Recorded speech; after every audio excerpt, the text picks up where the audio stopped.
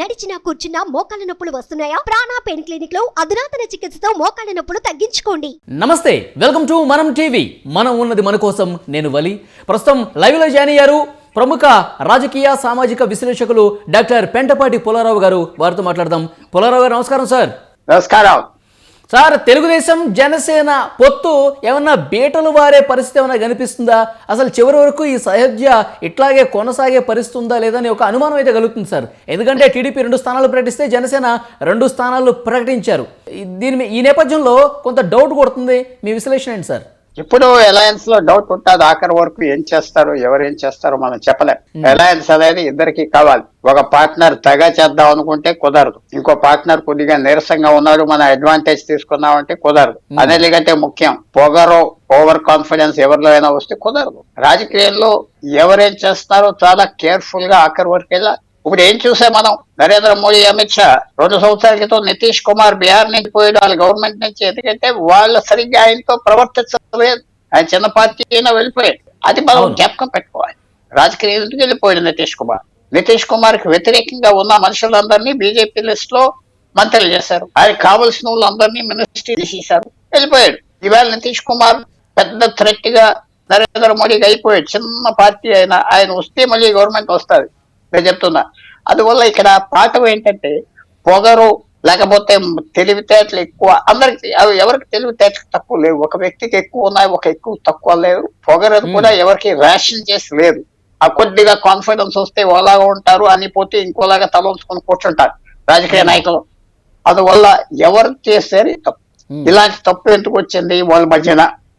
ఎవరు wrong signals ఇచ్చారో వాళ్ళిద్దరి మధ్యన ఎవరు చంద్రబాబు నాయుడు గారు 2 స్థానాలు ప్రకటించారు. దాంతో ఇక్కడ మండపేటలో ఉన్న జన సైనికులు కొంతమంది పవన్ కళ్యాణ్ దగ్గర ప్రస్తావించడం, పవన్ కళ్యాణ్ గారు కూడా అట్లా చేయకుండా ఉండాల్సిందని చెప్పి వాళ్ళతో ఏకీభవించి 2 స్థానాలు ఈయన కూడా ప్రకటించారు.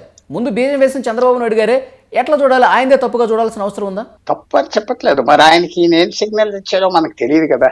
అది మాట్లాడుకున్నారు, రహస్యంగా ఎన్నోసార్లు మాట్లాడుకున్నారు. ఆ మాటల్లో ఏం అర్థం చేసుకున్నారో మనకు తెలియదు కదా, ఇంకా బయటికి రాలేదు. ఇప్పుడు వాళ్ళు వచ్చి బయట మాట్లాడుకుంటే ఇది అలయన్స్ ఉండదు, ఎన్నో రోజులు ఉండదు. ఎందుకంటే ఆటోమేటిక్ గా గొడవలు వచ్చేస్తాయి. అక్కడ ఉన్న సామాజిక వర్గాలకి వాటికి గొడవలు వచ్చేస్తాయి. అందువల్ల వాళ్ళు మధ్యన మాట్లాడుకొని సెటిల్ చేసుకుంటారా, లేకపోతే ఇది ఇలాగెళ్తారా? ఒకటి మాత్రం మనం జ్ఞాపకం పెట్టుకోవాలి, చంద్రబాబు నాయుడు గారు చాలా సీనియర్ మ్యాన్. ఆయన ఇలాంటి తప్పులు చేయడు, చాలా కేర్ఫుల్ గా అడుగులేస్తాడు. అది మరి ఇలాగే సార్, అసలు యాక్చువల్ గా నిజంగానే ఆ 2 టీడీపీనే పోటీ చేస్తుంది అనుకుందాం. కానీ ఈ రకంగా ప్రకటనలు చేయడం అనేది అనవసరంగా మనస్పర్ధలకు తావిచ్చినట్టు భావిస్తున్నారు. తప్పకుండా ప్రెస్టీజ్ పోతాది కదా. అదర్ సైడ్ పవన్ కళ్యాణ్ది ఆయన మీద ఆల్రెడీ అటాక్ ఉన్నది. చాలా పెద్ద సమాజ వర్గాలతో నీకెంత ఓటు వేయాలి, నువ్వు ఎవరివి, నువ్వేం చేస్తావు, ఎన్ని ప్రశ్నలు వస్తున్నాయి, నువ్వు ఎవరిని తీసుకెళ్తలేదు నీతో. సో ఆయన చాలా కేర్ఫుల్ గా ఉండాలి. ఆయన ఏదో అక్కడ ఒక తోక వెళ్ళిపోయినట్టుగా వెళ్ళిపోతే రియాక్షన్ వస్తుంది, రియాక్షన్ చాలా వస్తుంది. కాబట్టి ఆయన కూడా ఒక మెసేజ్ ఇచ్చాడు, చాలా పెద్ద మెసేజ్ ఇచ్చాడు. అందువల్ల ఇది సెటిల్ చేసుకుంటారు అని భావిస్తున్నాను. ఎందుకంటే వాళ్ళంతా మంచి ఇంటెలిజెంట్ పీపుల్, చాలా తెలివితేటలు ఉన్నాయి, అతి తెలివితేటలు కూడా ఉన్నాయి, సెటిల్ చేసుకుంటారు. వాళ్ళిద్దరికి వాళ్ళ మొహం అందంగా లేదని ముక్కు కోసుకునే రకాలు కాదు. మొహం అందంగా లేదు, ముక్కు కోసుకునే రకం కాదు. వాళ్ళిద్దరూ చదువుకుంటారు, ఇద్దరికి చదువుకునే అవసరం ఉందని. ఇద్దరు అంత బలంగా నాగబాబు గారు ఒక ట్వీట్ చేశారు సార్, చర్యకు ప్రతిచర్య ఉంటుంది. ఇప్పుడు చంద్రబాబు 2 ప్రకటిస్తే పవన్ గారు 2 ప్రకటించారు. ఈ చర్యకు ప్రతిచర్య అంటే ఇదేనా? అయితే అంతే కదా. తర్వాత పెద్ద ఎవరైనా యాక్షన్ కి రియాక్షన్ ఉంటుంది. మనం మర్యాదగా ఉంటే అది మర్యాద ఇస్తాడు, మనం అగౌరవంగా ఉంటే అవకాశం చూసి అవగౌరవం చేస్తారు. ఇది పెద్ద నాలెడ్జ్ అక్కర్లేదు. ఐజాక్ న్యూటన్ సైంటిస్ట్ చెప్పింది every action as a reaction అని మనకు ఎవరు నేర్పక్కర్లేదు. ఇది చాలా కామన్ నాలెడ్జ్. మీరు మంచిగా ఉంటే నేను మంచిగా ఉంటాను సాధారణంగా. సో తప్పకుండా ఈవేళ ఎవరో ఒకళ్ళు తగ్గిపోయి అంతా బాగున్నది జాగ్రత్తగా చేసుకుంటా అనకపోతే గల్ఫ్ మాత్రం గ్యాప్ మాత్రం వైద్యం అయిపోతుంది. వైద్యం అవే కొద్ది ఇంకెవరు మళ్ళీ తీసుకురాలేరు. గ్యాప్ అలా వైద్యం అయిపోతుంది, మాటలు పెరిగిపోతాయి. ఇది పెంచే వాళ్ళు ఉన్నారు, కిరసనాయిల్ పెట్రోల్ అగ్గి మీద వేసే వాళ్ళు కూడా పక్కన ఉన్నారు. కాబట్టి వాళ్ళు జాగ్రత్త పడతారు. వాళ్ళిద్దరూ అంటే ఈ తక్కువ పరిణామంతో చాలా- జనసేన ఒక చిన్న పార్టీగా ఏమన్నా టీడీపీ చూస్తుందా? ఇప్పుడు జనసేన లేకపోయినా మనం గెలిచేస్తాం ఆ భావంతో ఏమన్నా ఉందంటారా? అది మరి చెప్పలేము. అది మామూలుగా ఈ కాన్ఫిడెన్స్ ట్రిక్స్ ఇవన్నీ ఉంటాయి. మేము బాగున్నదండి, గాలి చాలా బాగున్నది, ఓటర్లు మన వెనకాల తిరుగుతున్నారు, ఇవన్నీ అన్ని మాటలు అలాగే ఉంటాయి. ఎవరైనా ఓడిపోయి వచ్చాక మార్చి చూపెట్టలేదు. కాంగ్రెస్ పార్టీ ఉదాహరణగా మధ్యప్రదేశ్ గెలుస్తాం, ఛత్తీస్గఢ్ అసలు ఎవరు కదపలేరు అన్నారు, రాజస్థాన్ చూద్దాం పర్వాలేదు, అన్ని పోయినాక ఎవడేం మాట్లాడట్లేదే. అందువల్ల అలాగే బీజేపీ కూడా తెలంగాణలో పెద్ద రిజల్ట్ రాకపోయినా మాట్లాడకుండా కూర్చున్నారు. సో ఇదంతా వాళ్ళు ఆలోచించుకుంటారని భావిస్తాను. ఆలోచించుకుని పొగరు అనేది కొంచెం తగ్గించుకుంటే ఎవరైనా మన అంటే ఈ పర్టికులర్ గా ఈ ఇష్యూలో ఎవరిది పొగరంటారు మీరు? ఎవరు పొగరంటే అధికారం డబ్బు ఉన్నవాడికి లోపల పొగరు ఉంటుంది, అధికారం తిన్నవాడికి వాడి పొగరు ఎప్పుడప్పుడు బయట పొంగిపోతూ ఉంటారు. ఎవరు పొగరు? డబ్బు ప్రతి ఒక్కడు ఉన్నవాడికి, అధికారం ఉన్నవాడికి అవకాశం వచ్చినప్పుడు పాలు పొంగిపోయినట్టుగా పొంగుతూ ఉంటాయి. తర్వాత అవి మళ్ళీ దిద్దుకోవటానికి చూస్తారు. పొగరు అందరికీ ఉంటుంది. అది మన కంట్రోల్లో ఉన్నదా లేదా? కంట్రోల్ నుంచి కళ్ళు మూసుకొని నిద్రపోయావా, నిద్రపోతే ప్రమాదం. ఎందుకంటే ఒకటి మనం మర్చిపోకూడదు, అంటే ఎవరు చేసుకుంటే ఆటోమేటిక్ గా పొగరు వస్తుంది అంటారా? కాదు, ఏం లేకపోయినా పొగరు కూడా ఉంటాయి, ఏం లేకపోయినా పొగరు ఉంటాయి. అన్ని తెలుసు. సక్సెస్ఫుల్ గా చాలా మంది ఉన్నారు ఇవాళ రాజకీయంలో, డబ్బులతో చక్కగా తెచ్చుకుంటున్నారు. ఇది ప్రజలు చూస్తున్నారు. ప్రజల దగ్గర రెండు మైండ్లు ఉన్నాయి. ఒకటి వాళ్ళు ప్రజలుగా ఓటర్లుగా నాకేమిస్తామని తిరుగుతూ ఉన్నారు. ఇప్పుడు స్కీమ్స్ డబ్బు గివ్వు. ఇంకోటి ప్రజలు కూడా ఏమున్నదంటే ఎంతవరకు వెళ్ళాలి, వీళ్ళు కంట్రోల్ అది ఉన్నది. లేకపోతే తెలంగాణలో ఆ రిజల్ట్ రాదు కదా. ఎవరో అనామకుడు పార్టీలో ప్రెసిడెంట్ గా అవేక కేసీఆర్ తరిమేయటం ఈజీయా కాదు కదా. ప్రజలు కూడా ఒక వ్యూకి వచ్చేయాలి, తగ్గించాలి, లేకపోతే ప్రమాదం. తగ్గించాలి. ఆ ప్రజల్లో, ఆంధ్ర ప్రజల్లో కూడా అది ఉన్నది.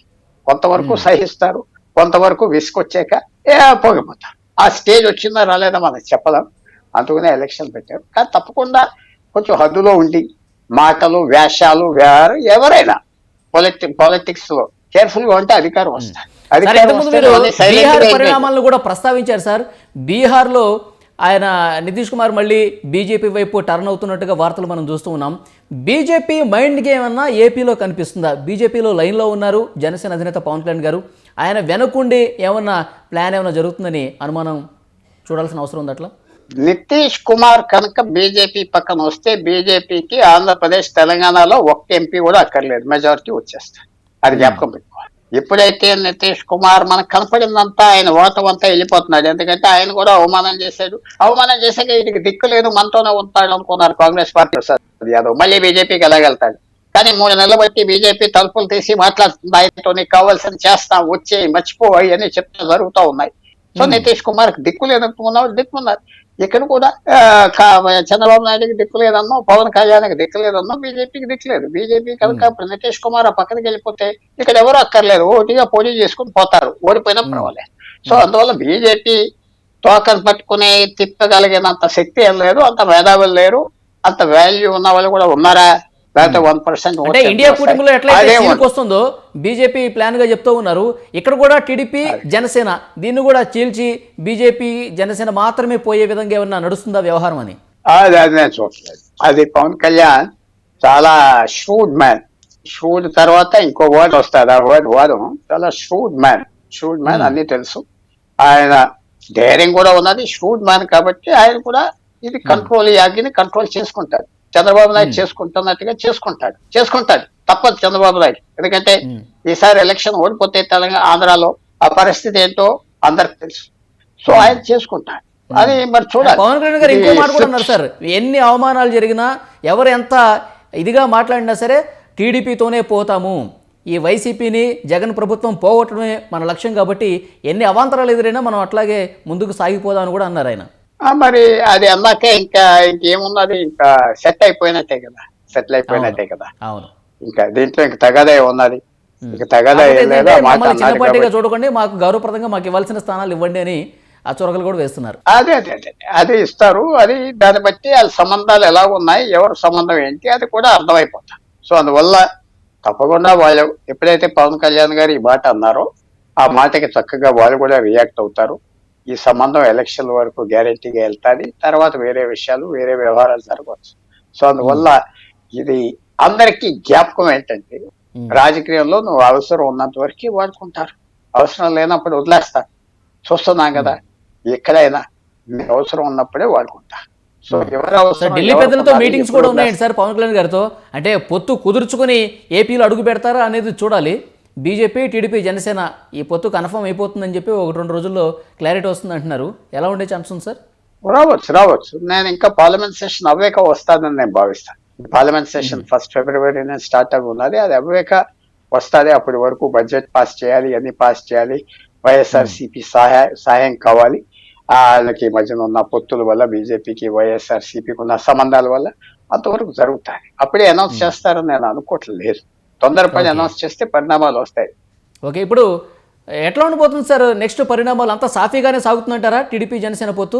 ఈ మాట పెరిగి పరిణామాలు జరిగే అవకాశం ఉందా?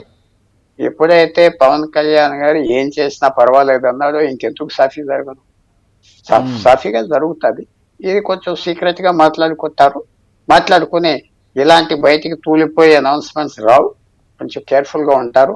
దీన్ని బట్టి మనకి వాళ్ళు ఆ స్ట్రగుల్ ఎలా ఉన్నది, వాళ్ళకి ఒకరి మధ్యన ఏ ఆలోచనలు ఉన్నాయి అవన్నీ మనకు బయటకు వస్తూ ఉంటాయి.